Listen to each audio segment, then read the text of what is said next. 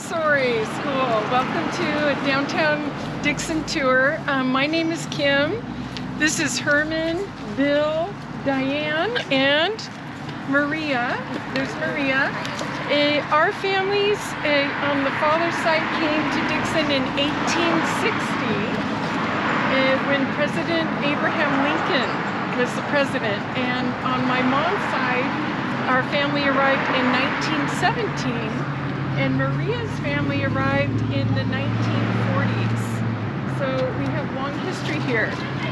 Who can tell me who was the first group of peoples, inhabitants in this area, in the Dixon area? Who knows the very first group of people who lived here?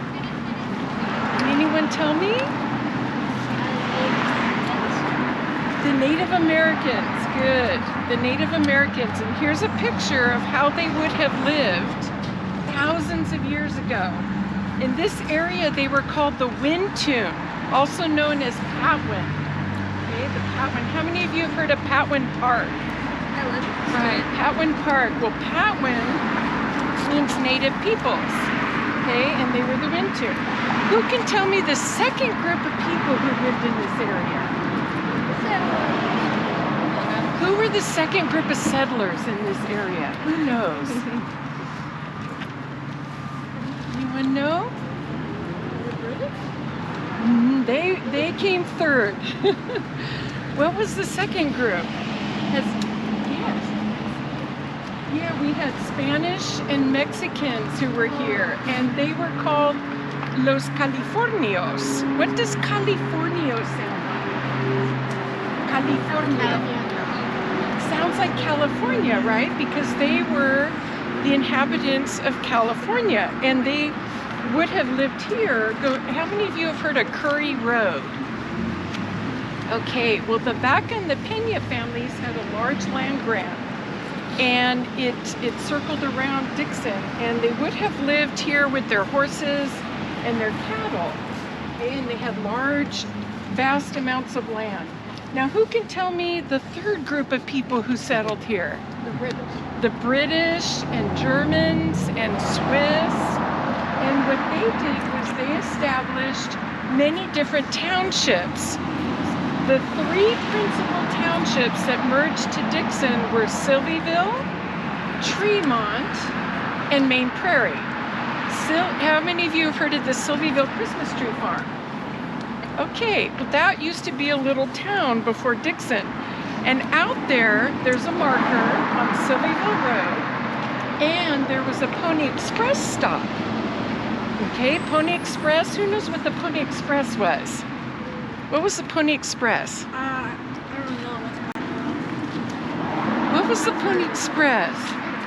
It's kind of like the modern day FedEx. That's right. and it was a way to carry the mail. And how did they carry the mail? On pony. Horse. By horse, that's right. And one of the stops was very close to Dixon on Sylvieville Road. And then we had a German township called Tremont. Who knows where Tremont was located? I'll say, before you said the located. You've heard of Tremont. I've heard of the about coming over Tremont. Yeah, you know there's a school, a named Tremont School. Yeah, the Tremont School is over by Rumen, exactly. And the Tremont Township was on Tremont Road between Dixon and Davis.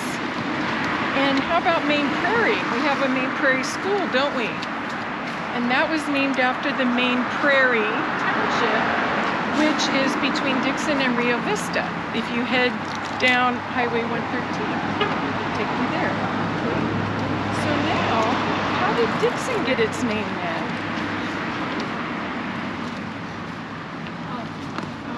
From the first mayor's last name?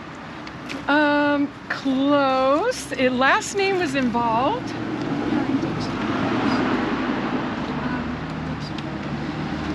There was a Dixon family. There was the Dixon family. This is the Dixon family. And they spelled their name Dickson. They were from the Sylvieville Township. and they donated 10 acres for the railroad to pass through. And once the railroad was put in, everyone from Sylvieville, Main Prairie, and Tremont moved to Dixon. And that's how we get Dixon. Now, how come the spelling changed? Something with a note and they spelt it wrong, and then it's just been the town name ever since. That's exactly right. There was a parcel that arrived on the train, and it was spelled Dixon. And everyone thought, how nice. It's shorter and simpler, so the name stuck, and ever since, that's how we got the spelling for Dixon. Now, I'm going to turn the tour over to Bill. He's our historian extraordinaire, and he's going to point out some locations here in Dixon.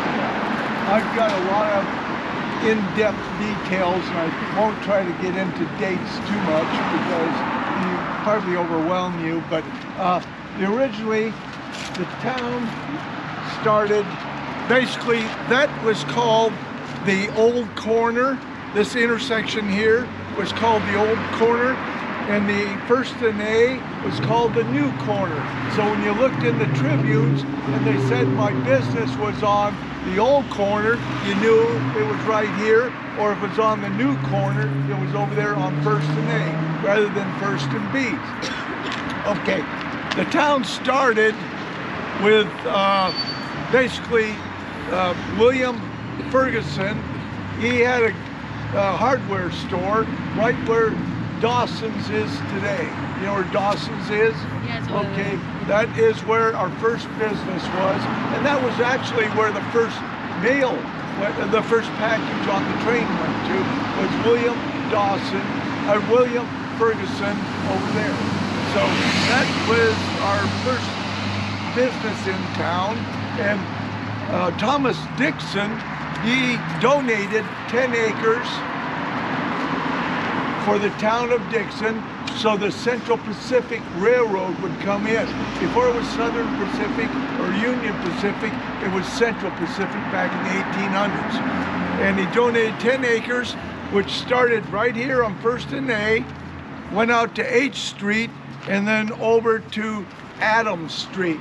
Actually past Adams to Washington Street, and that took in 10 acres, and that was donated for the town of Dixon, his 10 acres. Okay, and there's other not donations, but other plots, like this was a Ross one, there was a Peters one, but I won't get into that because that's too technical. Right where, Peters is right where the Pardee parking lot is now. Pardee Plaza, okay, and this was the Ross one, and then there was the Mays. Mays had 2,000 acres that runs all the way out to Schroeder Road, and it was a big one, and all the way down H Street. Yeah, it was 2,000 acres, but he only had about 100 acres that eventually became in the city of Dixon. Okay, the town grew fairly fast. And I'll kind of mention right here while we're here what that side of the street looked like. The oldest building in town, business in town, would be this building right here on the corner, which is Cindy's today, and that was called Eppinger. Later became called Eppinger and Company, and then later Eppinger and Fox. And in late 1800s, maybe 1900, it was sold to Oscar Schultze, who owned this land right here. And Oscar Schultze, he had his hardware store there, and he later sold it to a guy named Stuart Grady, who has the house right here on the corner on 3rd and, let's say 3rd and B Street, the one that was up for sale, that one they're fixing up on the corner of 3rd and B. And then after Stuart Grady, it was Denton Barker. That's when I grew up. It was Denton Barker's grocery store. And later it became Sacramento Savings and Loan, Dixon, Western Auto, Dixon's Western Auto, thank you. And now it's basically Cindy's now, yeah. Okay, and the Luke's Lounge right there, that was always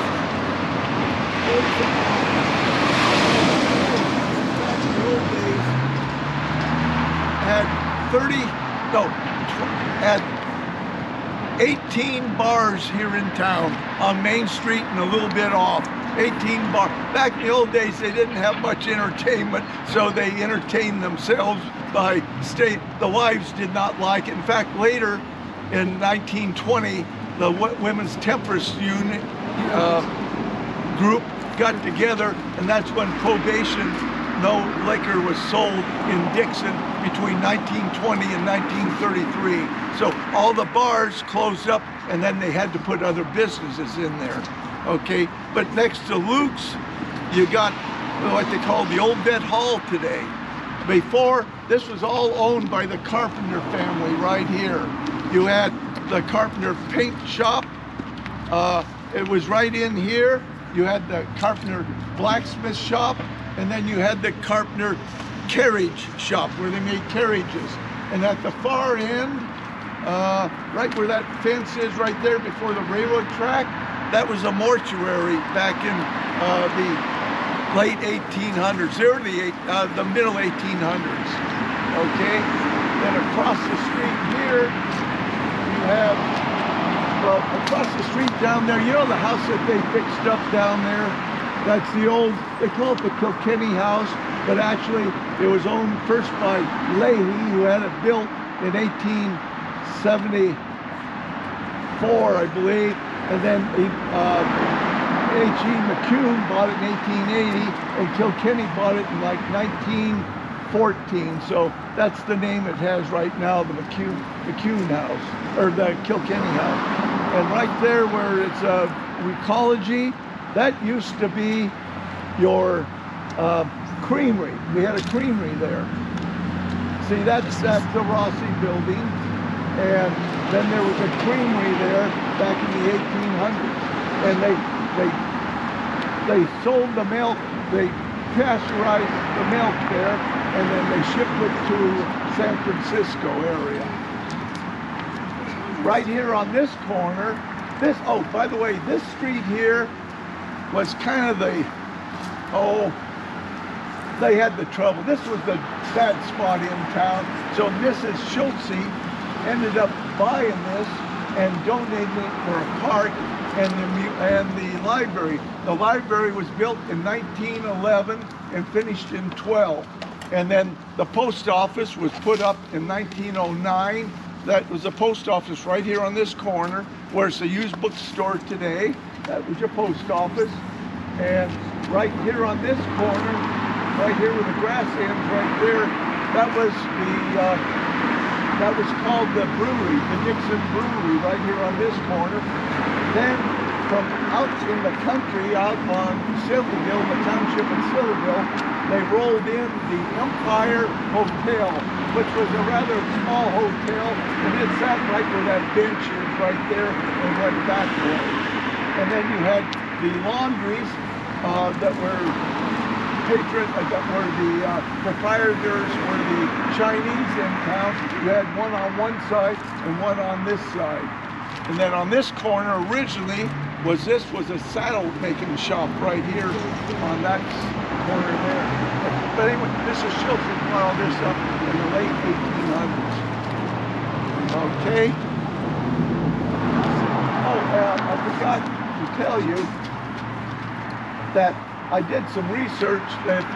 If any of you like to get online, go to DixonHistoricalSociety.org and you can look at a bunch of old pictures. And also I have all the chanticleers there. You know, they have your pictures in there up to 2018. So if you are in the old grammar schools, you know, like Gretchen Higgins, you know, all your grammar schools today, there are some in there. Okay, right down this street on the 200 block on C Street here was our first jail in town. And later as we're walking, it was a jail from 1870 to like 1891. And then they built a new jail over there, which we'll walk over and see. The original jail was over there, and it was on the west east side of the jail was a primary school. So I don't think that the jail and the primary school were too good being back to back on the same block. So maybe that's why they moved it. Yeah. Okay, let's see, what else? Oh, the library. I told you about the library being, see, Mrs. Caroline Schultze is the one that went to Andrew Carnegie and got the $10,000 funds for the library. And it was, like I said, started in 1911 and finished in 1912. And that's the old part of the library where you walk up, you know how you gotta walk upstairs to get up to the top of the library? That was the old part right there. This is all brand new here, I call. And this is in the 1980s or so when that was built. Okay, I guess that's it for here. We can start walking and we'll go down B Street and I'll show you where our first bank was in town.